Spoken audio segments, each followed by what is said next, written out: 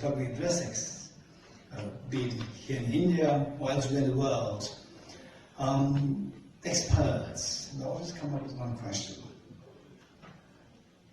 Modern education, while it is meant for human flourishing, but on the contrary, while this has reached to such a height of development, the human beings, the human emotions, they're just going downturn. So where have we gone wrong? And His Holiness, without any doubt, without giving a second thought, will say that this is all because of the limitation, shortcomings of a modern education. The modern education, which is a derivative, which is a legacy of the Industrial Revolution, where there was a tremendous emphasis on the material progress. For the material progress means your heart does not really count, it's the brain which counts for the material. In the last 400 years before the Common Era, the 5 pillars of psychology are biological approach, a psychodynamic approach, a behavioral approach, a cognitive approach, and finally a humanistic approach. Now, in this conference, as I see, there are various experts who are going to speak on the various aspects of behavioral sciences, and I'm sure after this deliberations and debate, this will contribute to our understanding, further understanding and mitigation of human stress and its suffering. I wish the conference all the success. Thank you very much. Thank you, Dr. Ajiji. May I now request our keynote speaker from Neuroscience perspective, Dr. Ravindra Nagendraji, to kindly address the gathering and to briefly introduce Dr. Ravindra Nagendra. Dr. Nagendra is an associate professor at Center for Consciousness Studies, Human Sleep and Cognitive. Normal well-being and also for the mental health perspective has been changing a big paradigm shift, say from last 10 to 15 years by now. So probably say around 15 years back or 20 years back, if any say neuroscience people or a psychiatrist or a neurologist or anybody or any matter, any biomedical person who wants to sit on the same floor or under the same roof where the philosophy people are there, the meditation practitioners are there, different disciplines are there, it would have been very difficult even to think of it. But now we are seeing a lot of paradigm shift is happening.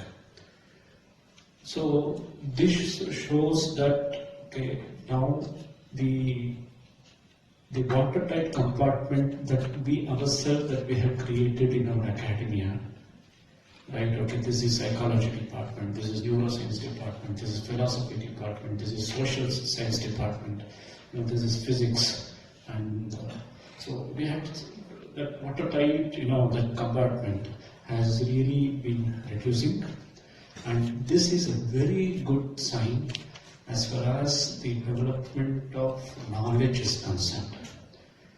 Because one important thing about any philosophy is to welcome the best that is available in the different knowledge system. That we're talking about.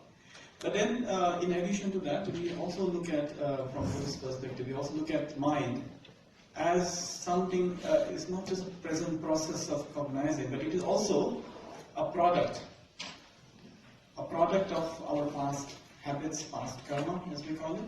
So it is something like which is chitta, accumulated over a period of time through our habits and mental patterns and so on and so forth. And the third aspect is its dynamic, creative aspect, where you say that it has an ability to create the world, right? So we say mind creates everything. So mind is a creator. So from a Buddhist philosophical point of view, we are looking at mind from this 3 different perspectives. And I think probably what we still have to explore from from a psychological or cognitive science point of view is this kind of aspect of which is where we talk about accumulated mind, right? Of course, in different Buddhist philosophical schools, like we talk about alaya and alaya vijnana and so on, so forth.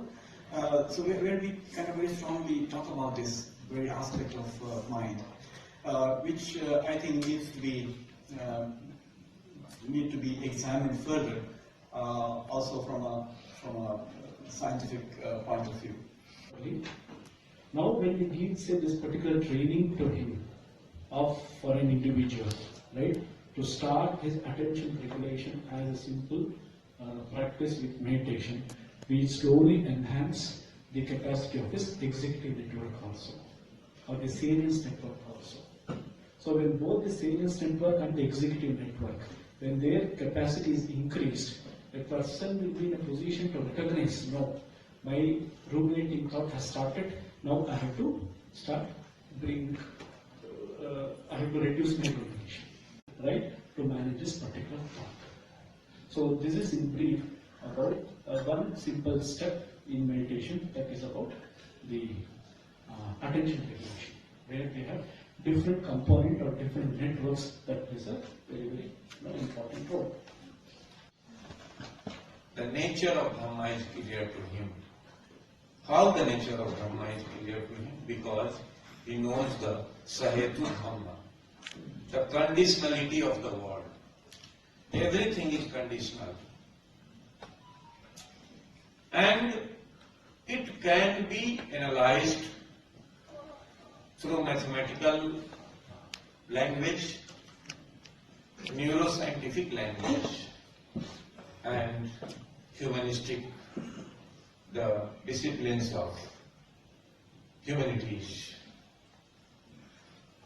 And another statement was issued by his disciple, chief disciple, Mahasrava,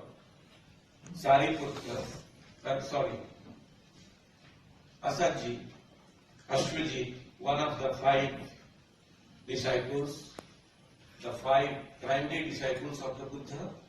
Ye Brahma hetu pahva, tesang hetu tathagatva, tesang cha yo nirodho, evam vadi mahasamrati.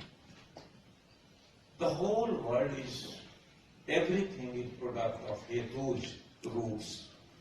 And Buddha has explained the hetu. If you Another mention, for example, if you lack or are deficient in such analytical meditation, then you would not develop standless wisdom. See here. And the previous level thought, even if you develop a wisdom, that will not be increased gradually. So see, if you really need to deeper to the especially spiritual part, you need to be grab analytical meditation in order to grab the achievement. So why Lama Buddha is saying, because of in Tibetan these traditions all comes from origin of the Nalanda masters. So here's the Shantidevas, Shantidevas textbook, we call like the guide to the Buddhist way of Dalai. So there's a lot of psychological kind of method to using how to overcome anger, how to overcome all the laxity or excitement, all this, all the chapters. The beginning of the chapter, and then he says, all of the practice were taught that might want. Because I would like to read it very deeply. I am a medical doctor too. So if you could just later give the medical reference where one could read it. Thank you for this wonderful conference that we gathered. My first question is to Dr. Ravindra. Sir, please give your insight on nightmares and broken sleep. Yeah, like in the pandemic, it's become very common. And professor Purushottam ji, बहुत अच्छा आपने बोला. आप हमें थोड़ा सा बताइए कि जैसे इन्होंने योग निद्रा बोला, हमारे हिंदू शास्त्र में काल रात्रि पूजा की जाती है और बोला जाता है कि आप रात को सोने के पहले से ना वो 3 पन्ने पढ़. Certain terms that are in Buddhist psychology is very sketchy I'm not really claiming anything, but you can see. So basically, this was done with students adolescents who practice transcendental meditation. But basically, you see there is an effect of alerting here. There is no effect on orienting, and there is an effect in terms. Help us to deal with deal with the physical actions to undermine or to calm down our mind, and then they go to the deeper level of emotions such as destructive emotions. So that there we can see some parallels, and just an extended version of it, I'm sorry for the arrows, just an extended version, an elaborated version of these 3 steps that comes from Buddhist Sutra, we can also find in a very well-known formulation by Arya Nagarjuna, who is at the background, but it's just that we are focusing on to a particular thing. Okay, so when we understand attention from the Buddhist psychology point of view, it is translated as Chalchitra. So it is one of the 51 mental factors, and out of which there are 5 omnipresent factors. So there are like 5 factors that always goes together, and attention is one out of it. The nature of attention is basically bringing our mind to action, or basically directing our mind